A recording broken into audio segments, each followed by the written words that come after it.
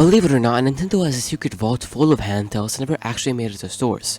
Some were too expensive, some were just too weird, and one was even cancelled because it was too big. Today we're looking at the 3 biggest cancelled Nintendo handhelds across 3 different eras. Let's go back to the 90s with a mystery console called Project Atlantis. This was meant to be a 32-bit powerhouse. To give you an idea, it was supposed to bridge the gap between the original Game Boy and the consoles we have today. It had a massive screen and 4 buttons, but there was a catch. It was bulky, like really bulky. So why did Nintendo kill it? Well, it was way too expensive to make and it chewed through batteries like crazy. But the funniest reason, Nintendo actually thought it was too large to be sold as a handheld. Could you imagine? They scrapped the whole thing and gave us the Game Boy Color instead, just to buy some more time. Next up is the Game Boy Micro 2. To understand this one, we have to look back at what happened in 2005. Nintendo had just released the original Game Boy Micro. It was tiny, it was made of metal and it felt super premium, but it had a huge problem. It came out right after the Nintendo DS. Since the DS could already play Game Boy games, nobody really wanted to buy a Micro. But here's the crazy part.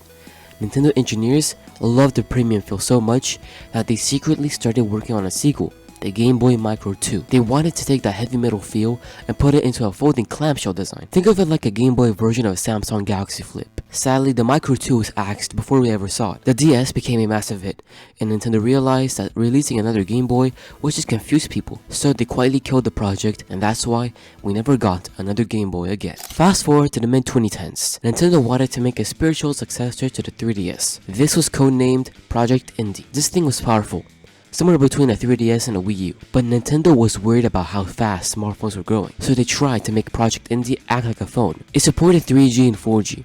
It had a camera and even a GPS tracker. I still don't know why you need a GPS on a handheld, but hey, they tried. At first, it had 2 screens just like the 3DS, but they eventually cut that. Instead, Nintendo decided to merge their handheld and console teams together. That move is actually what gave us the Nintendo Switch we know today. Nintendo's history is full of these what-ifs. But anyway, that's going to do it for today. If you want to stay updated when a new video drops, hit that subscribe button, and I'll see you in the next one.